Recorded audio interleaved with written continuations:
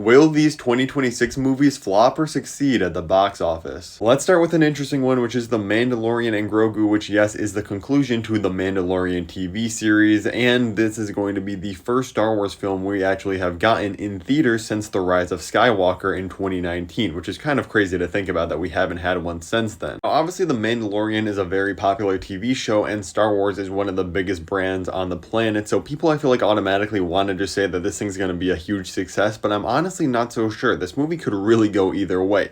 Yes, The Mandalorian is a very popular TV show that had like 30 million people watching at its peak. I think season 3, the final, had like 22 million viewers, so it's been dropping off a little bit, but the interest is still there. The thing is, Star Wars was in a very different place back in 2019 when the first season of The Mandalorian came out. It's like, oh, we have this brand new live action TV show taking place in the Star Wars universe. Let's check it out. The Rise of Skywalker was terrible, but the conclusion to episode 9, everybody was going to go and see that. I don't think the same is true for the Mandalorian and Grogu movie. First of all, being the conclusion to a TV show, yeah, it has a built-in viewer base, but I feel like a lot of those people are honestly just going to wait till it comes out on Disney Plus because they were so used to just watching The Mandalorian on streaming anyways. They're not going to rush out to the theater to go and see this. Like I said, getting new Star Wars content isn't really special nowadays. Like, yeah, we don't have movies that often, but we get a new TV show like every 6 months. So I feel like people, again, are not going to feel like this is a big event they have to go and see. But there's one really big reason I think this movie's going to flop, and it's Disney repeating their same mistakes from history. And what I'm referring to is the release of Solo, a Star Wars movie. This film made about $450 million at the box office, which in today's numbers doesn't sound that bad,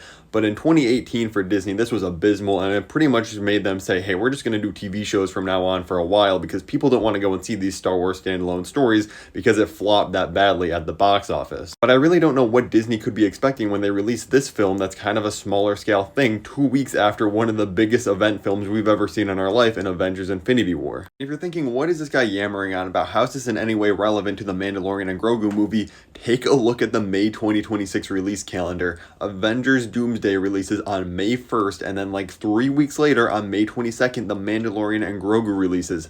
Is Avengers Doomsday gonna be as good as Infinity War? Probably not, but it's an Avengers film. It's gonna make over $1 billion, and it's gonna still be huge in its third week and probably overtake the Mandalorian and Grogu. So for all those reasons, I have to say that this movie is gonna flop. And since I was just talking about Avengers Doomsday, we might as well not waste any time and just cover this quickly because yes, this movie is obviously going to be a success. The question is just how successful will it be? Like I said, I think this is personally going to cross $1 billion, maybe like 1.4 billion, similar to like Avengers Age of Ultron. Because even though it feels like the MCU's been doing terrible lately, there's really only a few that have really flopped, like the Marvels and Ant-Man and the Wasp: Quantumania. Otherwise, people are still invested, and when it's a huge team up like this, people will go and see it. And then bringing back RDJ as Doctor Doom all but solidified that this is going to be a smash hit. No matter how you feel about it from a storytelling perspective, it's gonna put people in the seats. Somehow the Fast and Furious franchise isn't over yet, and we will be getting Fast X Part 2, which yes, is literally the name Fast 10 Part 2, which kind of makes no sense. But anyways, finally it seems like this is going to be the end of it. Now, Fast X actually did make over $700 million at the box office, but it cost over $340 million. Some reports say that the total cost ended up actually being closer to like $500 million, which is absolutely insane. So Fast X did really technically lose money, even though it made $700 million, which is insane. Now, we did get a report saying that Fast 11, which is obviously Fast X Part 2, is going to be going back to basics and apparently have a smaller budget. But the thing is, a smaller budget could just mean it's like $150 or $200 million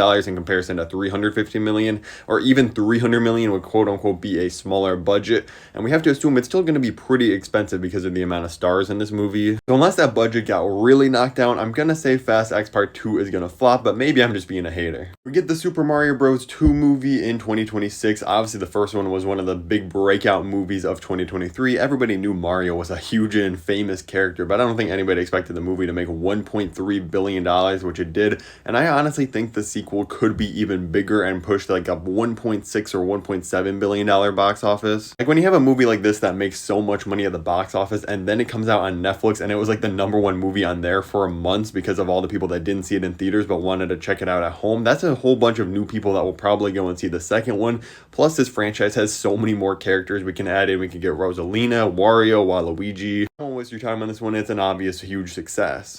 2026 will also be bringing us Spider-Man 4, which will be the next entry for Tom Holland's Spider-Man in the MCU, and I am very excited and worried about this movie because of the huge feud going on between Marvel and Sony, because they both really have the rights to this character, and they both get a say in what happens in the story, and Marvel seems to be wanting it to be more MCU focused, maybe a standalone story, more focused just on Spidey, or introducing other MCU characters like a Kate Bishop, Daredevil, other people like that. Reports were even coming out saying like Ghost Rider. Then you have Sony, who it seems like is really pushing for characters from their Sonyverse like Nolan or Venom to be put in the film, but then we're having reports a month ago like, oh, now they're killing off their Sonyverse for good, so who knows what's happening there. We also know that they really want to have Tobey and Andrew back in this film again, because obviously they see the dollar sign. Spider-Man No Way Home had almost a $2 billion box office, which is really just crazy. The sad thing is, I do think this movie will end up making more money if they do force Tobey and Andrew back in it, but it really just won't make sense from a storytelling perspective, and I'd much rather get Tom Holland Spider-Man off on his own,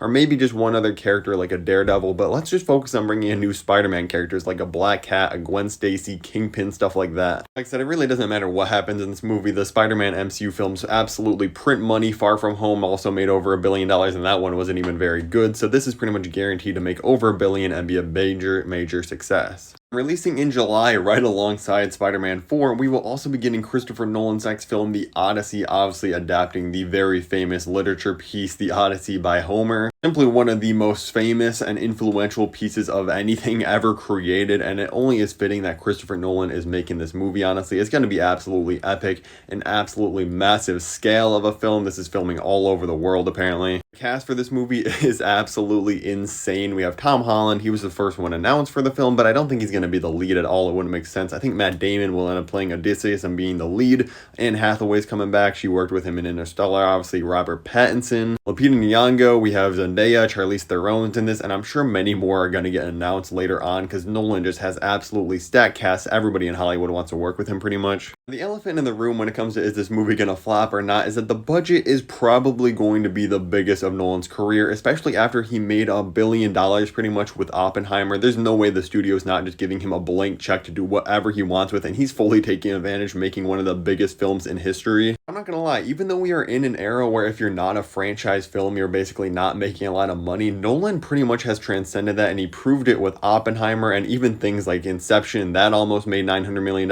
Interstellar just got re-released in IMAX, and it was massive at the box office. Even if this budget is insane, like $350-400 million, I still think this movie can make another $1 billion for Nolan. He has become a must-see event in theaters, especially IMAX theaters, which, yeah, the tickets cost more, so that helps the box office more. Again, one of the most famous stories of all time. Everybody's going to go and see this from all ages. I think it's going to be one of the biggest movies of the year, probably one of the favorites for Best Pictures. Maybe I'm just being a Nolan meat writer, but I love this idea, and I think it's going to be a huge success. James Gunn's new DCU is going to be picking up steam. In 2025, we're only getting Superman, but in 2026, we're getting 2 films, one of which is actually Clayface, being made by Mike Flanagan, which is an insane pairing and honestly perfect. This is apparently going to be like a lot more of a psychological thriller, kind of horror-based movie, which makes a lot of sense with the director they picked for this movie, and we do know that the Clayface we're going to be getting is the full-on monster Clayface in the DCU. We've seen him in Creature Commandos. It's not going to be like a realistic actor or anything. Now, the budget is only $40 million, so if you follow the rule of thumb of 2 to 2.5, if it makes like a $90 to $100 million, it will probably start being profitable, but that honestly sounds like a pretty high bar for this type of movie for me, like an R-rated horror movie based on a Batman villain. Before we get Batman into the DCU is kind of an insane sell to the general audience. Plus, this movie's being released in September, which is kind of a dumping ground for movies like right after the summer blockbuster season that the studio knows aren't going to do very well at the box office, so I don't think this is going to be a major success.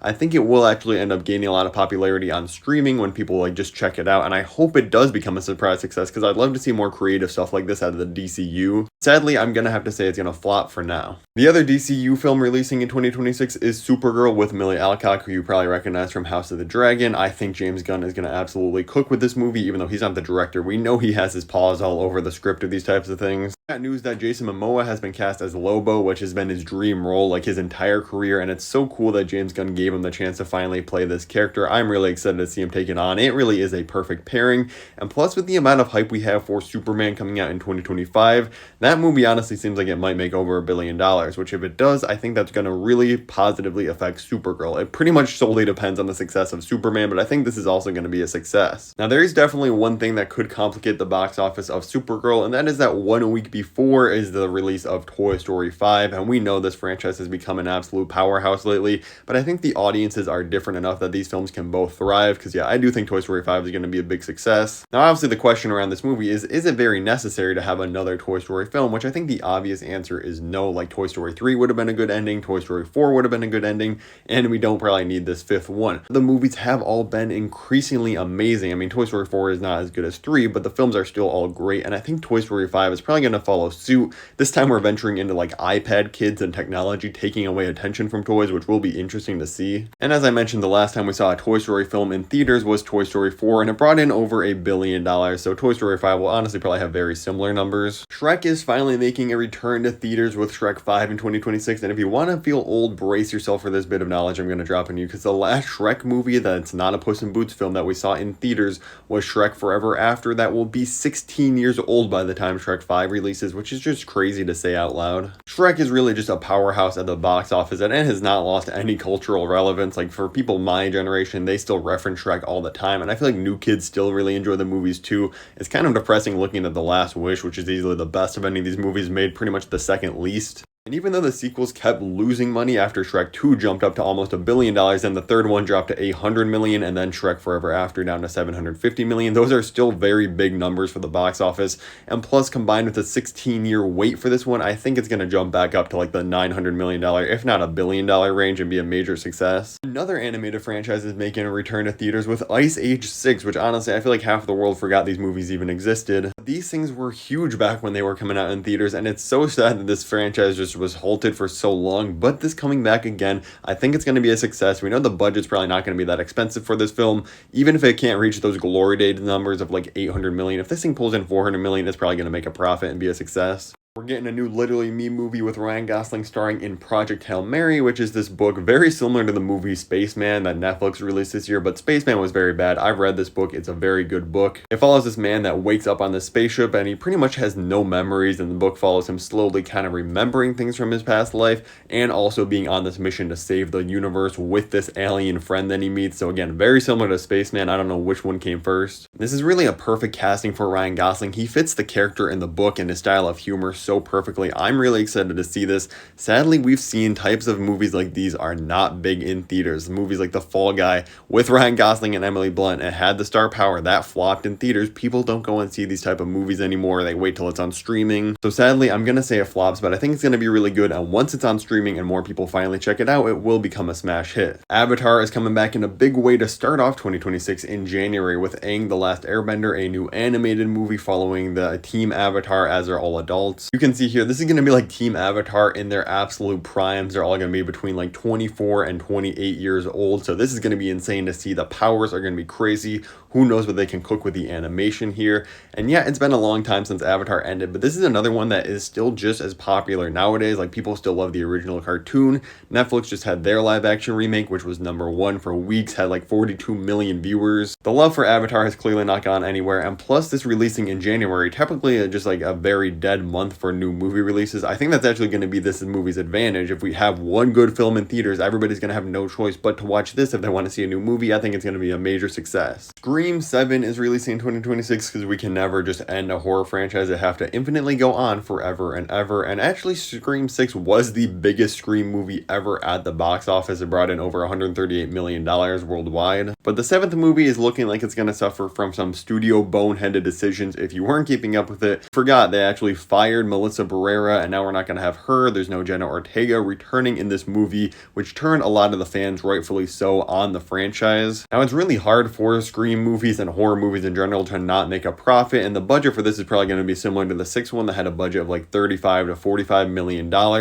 so it only would have to make a little over 100 million to be a successful film. But I honestly think the drama around them firing Melissa Barrera and losing the big stars is going to hurt this movie severely, and I do think it actually has a good chance of flopping. Speaking of franchises that seem to not just want to go away, we have the Hunger Games releasing another new prequel. Obviously, we got the Ballad of Songbirds and Snakes last year that actually had a pretty decent run. It made over $350 million worldwide. Funny thing is that the prequel book isn't even out for this movie yet, but the studio knows the Hunger Games films are gonna be successful, and they already greenlit and are gonna be working on the movie before the book releases, so it's pretty fair to say this is gonna be a very big success. People love their Hunger Games movies. So let me know in the comments below if you agree or disagree with anything I said on either side. I'd love to have a good debate. It's always fun to discuss these different box office things, and make sure to tap above me to check out a different video on the channel covering either the 2025 movies I think that will flop and succeed at the box office, or above I have a playlist linked where I go over my best and worst movies and TV shows of the year.